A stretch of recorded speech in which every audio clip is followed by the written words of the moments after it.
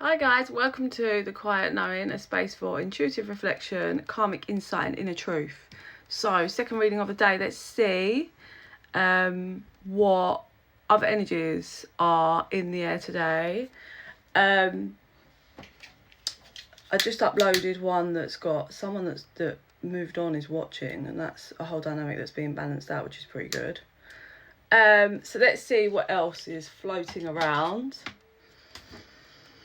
Let's see. They want these ones, so this will probably be more like general life rather than a connection, but you never know. Okay, Spirit. Collective messages for today. Right. Not all who wander are lost, but yes, I am. So someone could be in a bit of denial about them being lost in their life, I'd say. Summon the otherworldly. So that's for this card I'm getting someone that gets pulled into addictions, darker stuff, a darker side, darker energy. Every timeline that exists, choose one to move towards. And card number 11. Oh, that feels twin flamey for me.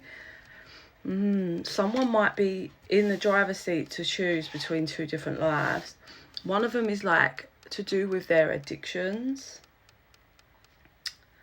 I don't know what card. Yeah, one of them feels like it's pulled towards, like the lower vibration of things about themselves. So addictions, stories that they tell themselves, facades, not authentic, real, higher timeline. So they're in the driver's seat, feeling a bit lost, being pulled between two. Oh, undying energy, contemplation. This has really got the element of, do I change or do I not? Compromise. Pride and ego. There's that dark energy. Bound. There it is. Mirroring. Third party. Grief. Refocus. Okay, someone. Right, so someone has... So a third party doesn't have to be an actual person. Yeah, take it how it resonates. I feel, like I said, this feels like someone that's split between, do they upgrade themselves, their energy, their timeline? But by doing this, they have to reflect. They have to take a look at themselves and what's going on. What's the issue? What are they addicted to? What is going on in their life that keeps keeping them in this karmic loop or feeling lost, right? But in order to create this new, to change the timeline, they have to compromise with someone or a dynamic, right? But that requires them removing their pride and ego and releasing something like the darkness that they're bound to, which has been a third party in whatever situation, so which has been affecting this connection or situation, right? The thing is though, this person is so attached to their ego and whatever this is, whether it's like actually can't commit, cheating, or obsessed with a dynamic, obsessed with control and being deceptive, like there's an element here that is truly holding this person back from being at their, like, jumping onto their best timeline and leveling up. And they're feeling grief here because it's like that's who they've made themselves for so long. It's hard. It's really hard for this person. I think the reason why they're finally at a standpoint is like that, this crossroads, is because there's something or someone that's bringing something different to the table, whether it's a connection or it's an opportunity that's like, it's different. And it could, like, there's a part of it's like, this could lead to better, but can I compromise? Because this person does 444 on the timer. Person doesn't do compromising, really. All comes from inner child wounding. That's also over the third party, so that's the issue.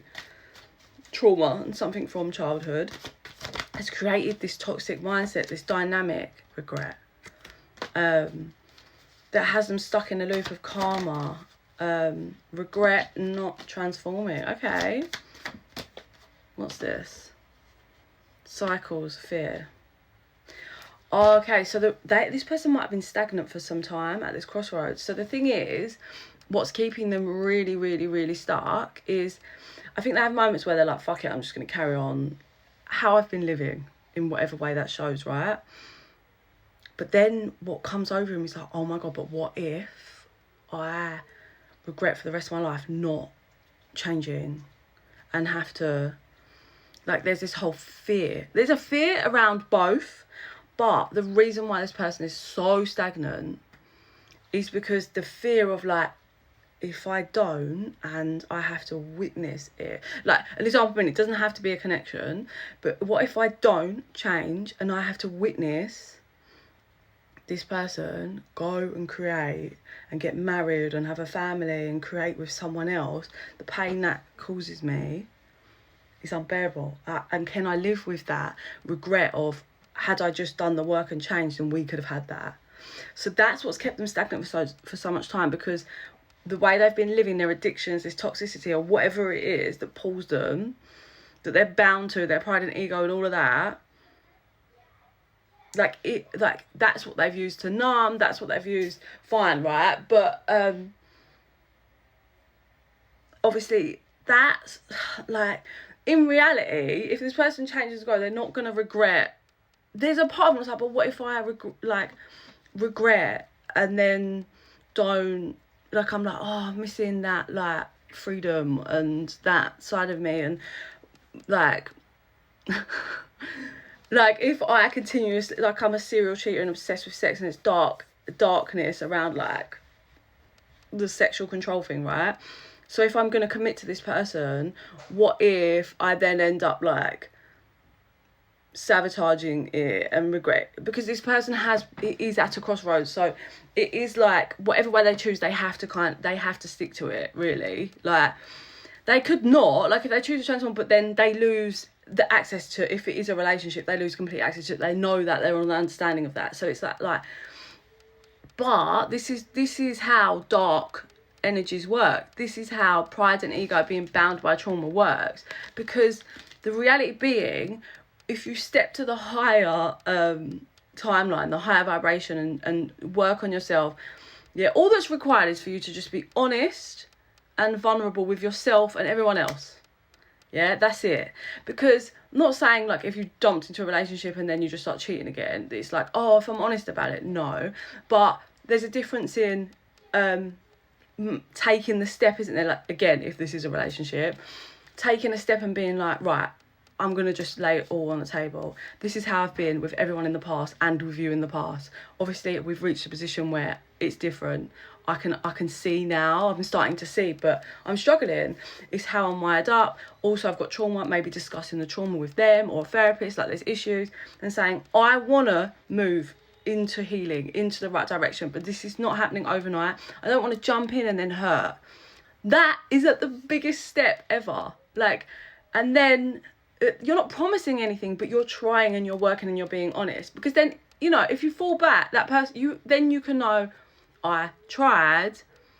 But the reality is that actually, once you start, like, you break out of that ego and you realise, oh, and your vibration rises and you realise this is such a, like, I feel better, you start to heal, you're like, this is the better way to live. Like, what the actual fuck was I stuck in? Like, I can see me in my pains, this is crazy.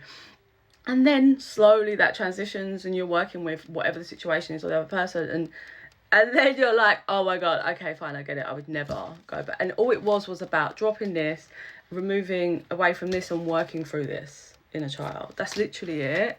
I say that's literally it because it's really hard, because some people can't. They're stuck in trauma, and some trauma's horrific. But it's just fears. That's how the lower vibrational gets you. It's like fear, scared to be authentic, scared to show the real you, scared to be honest, being vulnerable. And that's all it really takes. Scared to compromise because somehow that's going against you.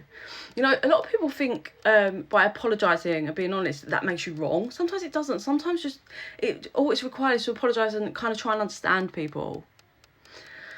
Please like and subscribe. It really helps the channel to grow and helps our energy to connect. I send you so much love.